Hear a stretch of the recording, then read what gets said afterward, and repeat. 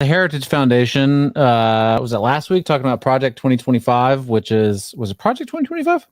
Yeah. Yes. Yeah, that's Trump's thing, right? No, it's not. Are you sure? I think exactly. That's Trump exactly has his said point. it's not his thing. that's what I've been told by everybody, that it's Trump's thing, Project 2025. It's gonna like bring back old Taco Bells, like with the cool 90s colors. Full service meals on flights. Hell yeah. Flight attendants are gonna be women only. Agenda 47. Yes, I know. I'm joking. I know that Project 2025 is not his thing. But they got hacked. And now I'm confused, and maybe Charles can help me sort of figure this out. Now, I read this as average Houstonians hacked the Heritage Foundation. That's how I read it. But maybe they edited it afterward. It says closeted furries hacked the Heritage Foundation. And I mean, maybe there's no difference. What do you think? Why do I feel like that's not true? I'm Googling it. What's not true? A group of furry hackers hacked the Heritage Foundation. That is true. And I just assumed that they're from Houston. Okay?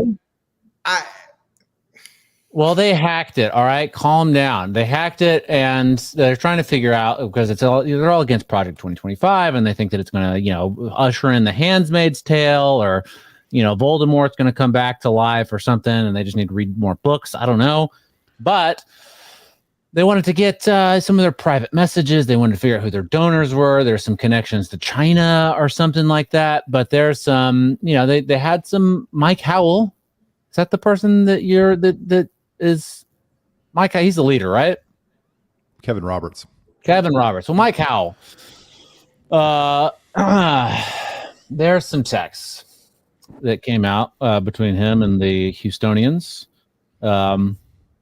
I can pull up here. Wait, somebody at Heritage was texting the furries? Well, yeah, the Houstonians, but yeah, they were they're messaging back and forth, and they're saying, let's see. Mike Howell says, "Okay, listen to me closely. We're in the process of identifying and outing members of your group. They live in Houston. Reputations and lives will be destroyed. These people have been through enough. Have you not heard of Hurricane Beryl?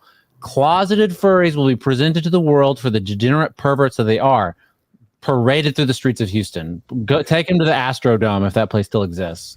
You cannot hide. Your means are minuscule compared to mine. You can either turn yourself in or you can cooperate. He is on a tear. So there's hackers. I like that. It's like he sounds really mad. All right. Yeah.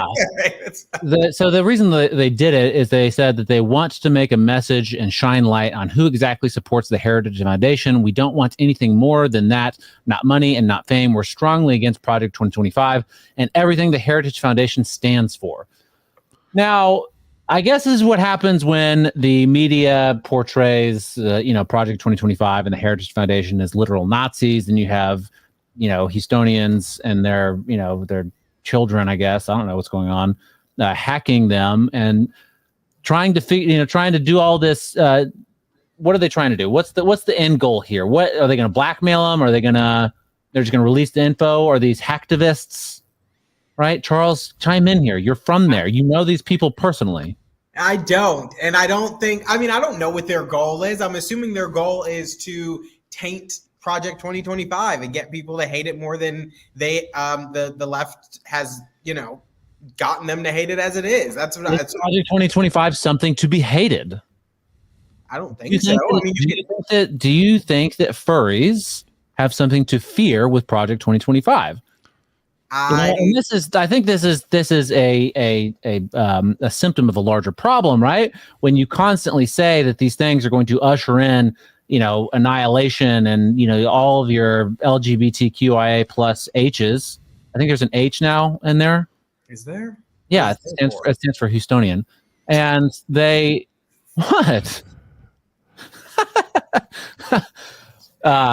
They think that they're going to literally die if the Heritage Foundation gets their way, or they're going to be burned at the cross, on a cross or something, or there's going to be Salem witch trials and women everywhere who once maybe thought about, even had an inkling of getting an abortion at some point, even theoretically, or they're going to get, tossed into the street as a harlot, and like real violence can come of it. Right now, it's just a hack, but eventually something worse is going to happen.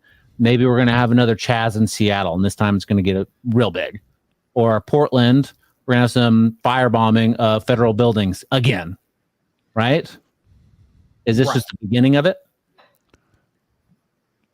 Michael? Or maybe they're just trying to generate news and get people talking about Project 2025 because they feel like nobody knows about it yet. Who is?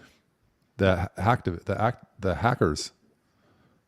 They created a whole news thing that we're now talking about, and a lot of people are like, well, what's Project 2025? Well, it's this crazy, I will say on the conservative, I just had a Joe Biden moment. I'm going to switch what I was saying in the middle of making another point.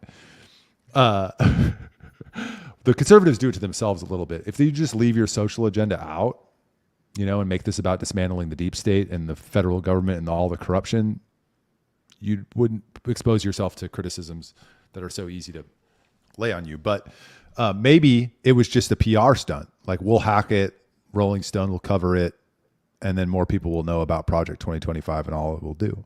The point Brad is making is they're creating, this is a form of violence. Hacking into someone's personal property is a form of violence, right? You're saying that they're trying to generate. I don't know that I would equate it with violence, but I think that you could make that argument, but it's not the same as like me stabbing you. Yeah. So you're making the point that they're creating a situation where violence is inevitable by revving people up and lying about Project 2025 and what's actually in it to get a reaction from the crazy leftists who get in the street. Yes. Yeah. And maybe. the leftist politicians that will urge them on. Maybe. Maybe. I mean, they talked about it all the time in the last cycle, like, get in their faces, like show up to where they live. I mean, calling it mostly peaceful protests when there was a burning building behind you. Yeah, but I mean, all they got to do if they want to create violence is keep Biden in the race and let Trump win. Then you'll actually probably see some pretty serious because of bullshit like this. Project 2025 is literally going to throw people in the streets, and because they have a D next to their name, or they without Project 2025, they'd be up in an uproar if Trump got got elected. Say that again. Regardless of Project 2025, they're going to act the same. No, yes, they will, because of the years and years and years of this same sort of rhetoric that is literally a Nazi, and Project 2025 is just the latest iteration of that. What's your point, Brad? Or what do you think that the longer term motivation is? The longer what? Term motivation of the hackers? No, just the always riling us up unnecessarily over things. And I think it's civil war and the government using force to put down people that disagree with them, that might stand up against them. For sure, that's a long-term goal. I mean, I don't know how long-term, but yeah, that seems like right around the corner some days. Yeah, they just a few years ago they told us we couldn't leave our house, right? So you're saying they create a situation where they can take away more of our rights. Yeah, and there, you got, what's his name, Joe Biden. Yeah, that's the one. He's up there always talking about you need, F-15s if you want to fight the government. Your little pew-pews can't do it. Why are you making that face, Charles? Do you not know this? I have no idea. He did say that.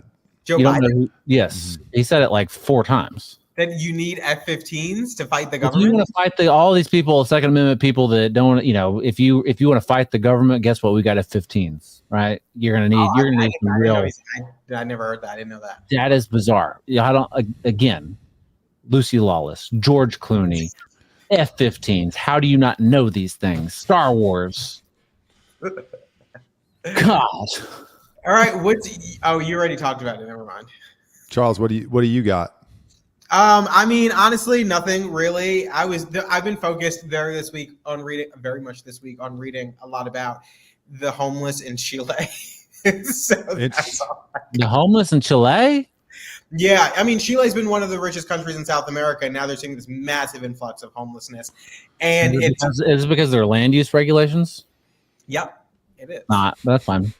It's because they have this super leftist guy who was elected, who's a millennial and hates development and has said that they can't build any more homes. And so mine's not really domestic, so it's less importance. I tried to find something, but every time I Google news, it was about Biden, which is the purpose of this segment.